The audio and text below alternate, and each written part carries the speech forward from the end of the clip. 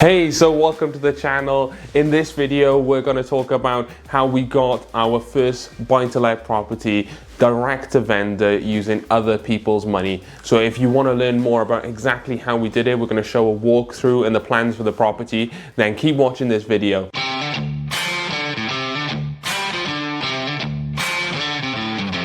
Here we are at the entrance of the property, and the first problem that you see as soon as you come in is the damp problem. So we've already started a bit in this property over the weekend, and essentially what was happening, it was a rising damp issue that was caused actually from behind the house and the water running down by the side. So basically what it is a farm behind the house, and all the water would run down as we're in the valley, and that water would then ingress through the wall, because this is an end of terrace property, and then it would cause this damp issue. So what we're going to do is to rectify that is to put guttering down, and also we're doing extensive works in the back of the garden as well, which will help mitigate the issue, but I'll talk more now about that in the future videos. Essentially this looked a lot worse, and already by hacking off just the bottom of the wall, it's already started to dry out a bit. But essentially what we had here is these effervescent salts. Now I thought this was all mold,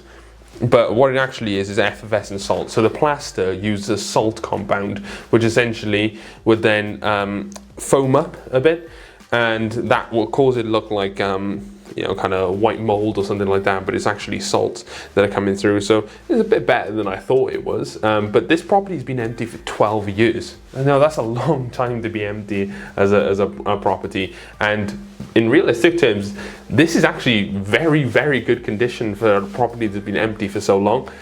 So I'll take you around. So here we are in the second living room, and what we're actually going to do is change this into completely open plan living. So we're going to be knocking out this wall right here, and if you've seen in the first section of the video, that was the first living room. Now we're going to knock all that out, and this is going to be completely open plan. This is what we're doing. We've basically been testing this to see what people want, and I found that by having a rental demand and doing a bit of study around that and putting out surveys, we've actually found that a lot of people want open plan living now. So using that data, we've been able to go and say, right, we've made this conscious decision to go and do open plan living to the majority of our properties where we can. And for this one, I mean, this is a decent sized property. It's only going to make it feel even bigger, and I'm looking forward to the end result for this one.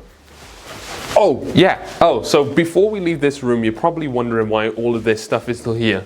Now usually we wouldn't start a refurb when all of this stuff is still here, but what happened was with this particular vendor that we went direct to market with, directly to the vendor with actually, there you go, is that we had a negotiation where we would help them move all of their stuff. So they haven't had a place to be able to move all of their stuff just yet, so they're getting into moving storage, which we're paying for as well. We're helping with the moving costs and everything as well. So essentially we're helping them in a tight situation. So this person was an elderly woman. She inherited this property from her mother, and the bills were mounting up over a very long time. Like I said, 12 years of being empty, that's a long time. So all of those bills are mounting up, and then she'd had enough. She wanted to get rid of the property. She wanted to get rid of it quickly for cash, and that's where we were able to help. So what we did was negotiate on helping with the removal and helping her out with that, so that she can move on with the money onto the next chapter of her life, essentially. Essentially that's what we're doing for our direct render clients. So essentially we help with the service that allows to buy properties fast, and that's how we were able to get that.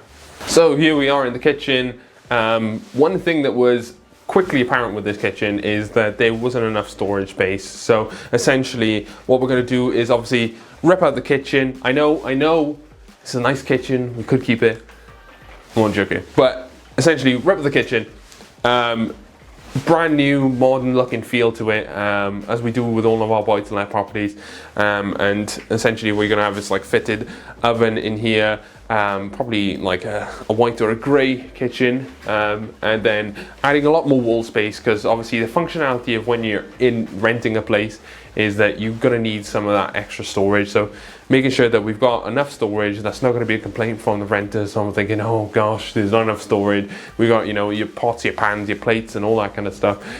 They're going to need those things. The other thing that we're looking at doing is opening up this ceiling right here. So essentially it depends on how the trusses are built, whether it's kind of like that, or is this completely open. If it is, if it isn't got the truss at the bottom, then we can open it right up, and that will add like a maximizing the feel to it, and it's going to be a lot more spacious too. So hopefully, touch wood, that is what happens, but we'll see on that rest of that. So yeah, I think that's it for the kitchen. So here we are in the only bathroom in the property. It's downstairs bathroom. One thing that you will notice that you definitely want in a house is usually an upstairs bathroom, because the last thing you want to do is downstairs and night. But with this, with the cost, it just didn't really make it feasible to put an upstairs bathroom. But what we've done is we're going to try and make this bathroom as nice as possible. Even though it's quite small and quite narrow, it can still be utilized a lot better. So essentially what we're planning on doing is having obviously the bath, but we're also going to put a shower in. So what we're going to do is frame this out to about like here. This will allow us for a big enough space to put a shower tray in here as well. We're just going to price it up, see what it's like. I'm hoping that we can do that. Another thing that you can also see a bit more that's damaged with this is more of that effervescent salt getting affected by the water. So this is the same wall that was based on the first one I showed you, which is the outside wall, because it's end of terrace. That's where that is. So you can see the problem that's going all throughout. And if I opened up under the stairs, you can see it even worse under there. So essentially, like the same thing, hacking off, make sure that that's treated as well. But yeah, this should end up being quite a nice bathroom, all in all. Right, so we're making our way upstairs. You can see, like, literally you tap this and it all comes off. It's pretty badly affected, but as I said, I'll get treated. So off we go. Already started stripping out the carpets that we already. So now we're in what I would say is a main bedroom. It's got quite a nice view actually. Like I said, we've got the farm at the back, and one thing that you can notice actually is that there's condensation in the middle of the window. That is because there's got to be an air pocket within the window here, essentially causing that condensation. So we've got to get the panel replaced. There's quite a few windows in this one actually that we have to get the panels replaced. It is what it is. It's not the whole massive job that taking a whole window out and refitting it is going to do, but it's definitely worth it. You'll definitely notice it, especially when you're looking out the window and you're constantly having that condensation. It's only going to get worse, so it's better get it treated now than have to wait and then do it later, because we're going to be doing that at the property anyway. You can see again more furniture, all going to be stripped and taken out. The carpets have already been done, as I said. But main thing is really, this is pretty good. You know, like this is a pretty good nick. Mainly what we're gonna do here is just kind of, well, what we'll do is just filler for a lot of this stuff. It's not gonna be as much. You know, I'm not gonna hack off all the walls. There's no real like main issues here.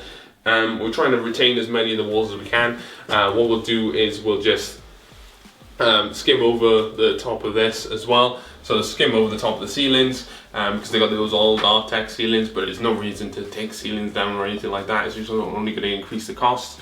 But yeah, like upstairs, you know, like it's pretty good. So I'll take you through to the other rooms now. Okay. So as I said, mainly all these walls are all good. We're gonna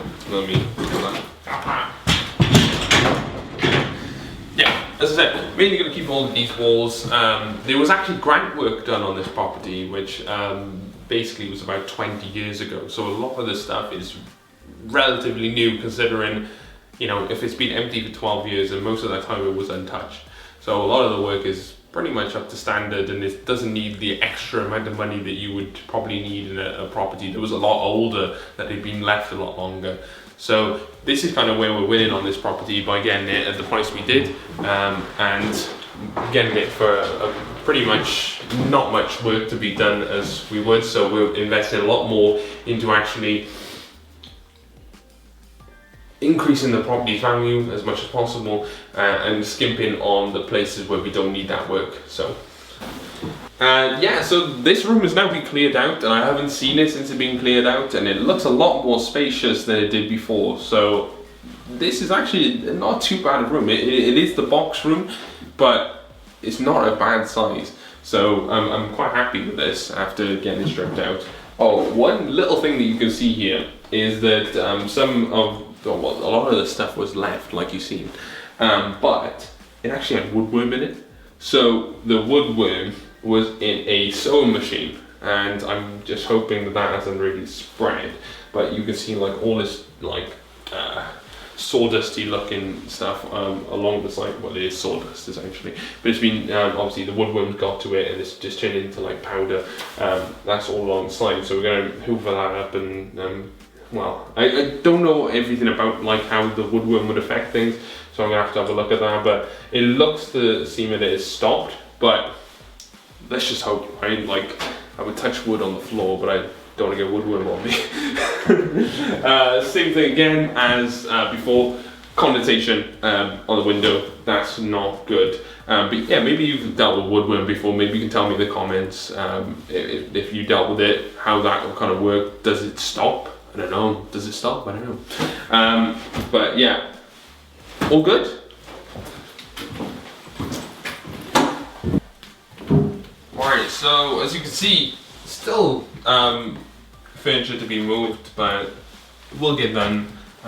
We've got it all go to storage on the Monday, and this is Sunday, so tomorrow should be completely different. Here, again, I'd say this, I wouldn't know if this room is bigger than the other room actually, but this is a decent size, I'll say second bedroom then.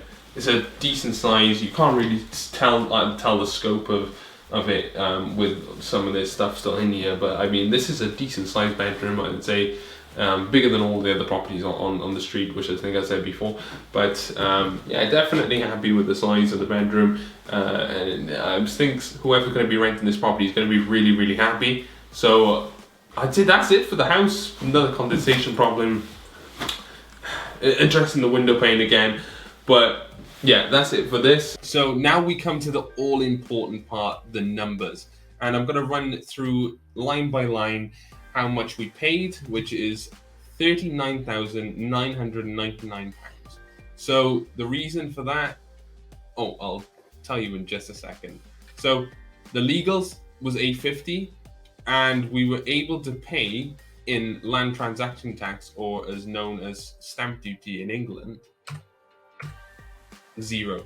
So you might be wondering how on earth we were able to do that. So the reason we purchased at $39,999 was because we were able to avoid stamp duty or land transaction tax under a relief. Now, it's always important that you inform your tax specialist when it comes to this, or a property tax-based accountant who would know a bit more about this, and they're obviously qualified to give this kind of advice.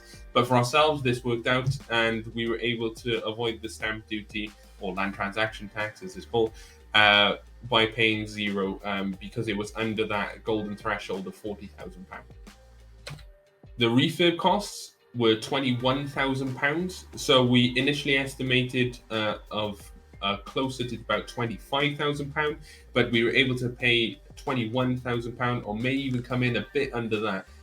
So that's actually worked out quite well for us, allowing us to get even more money back at the end. The target rental then for the area is $575, but to be honest, I think that we could actually push that after seeing some comparables. But $575 is what we base things at. So we may even push $600. The target end value then being $115,000. So actually with this one, we had a target end value of $97,000 or $95,000. But things moved quite rapidly in terms of the area's growth, and based on the comparables and the sold comparables, it's looking that 115 is the most likely number, and that is absolutely astounding to me that things have moved so much. But the area growth and everything, and especially through the pandemic and everything like that, the prices have just gone absolutely crazy. So a positive on that front. But this changes the numbers of what we thought initially quite a bit. So now we reveal how much the return on capital employed is. And I think this part is the mind-blowing part. The return on capital employed is infinite. Now, you might be wondering, how on earth can you have an infinite return on your investment? Now, an infinite return is based on you getting all your money back that you invested and then still earning from the investment. That's the golden rule if you were looking to invest and you were looking for the long term for the BRR. Now, these are hard to come around. I mean, you're not going to pull all your money out in every deal. You're going to leave some in, and that is fine, you know. But if you can get all your money back out, that would be the real target for any kind of investment that you're doing. And the quicker that you do that, even by paying it back by rental, which it could be, for example, 4 years of rental income until all the money's back, and then at that point it's infinite return. But our goal is to buy, refurbish, and rent and refinance the property. So at the refinance point, what we do is we switch over to a mortgage product. So at the moment, we didn't purchase the property on cash, on mortgage, so we paid cash, and then we switch to a mortgage product. A mortgage product allows us to pull 75% loan to value out. So 75% of the target end value we're able to pull back out, which actually leaves us in a position where we're making money on top of this. So I'll reveal that in the next video, how much we're pulling out, or maybe if you're smart, you can do the numbers here.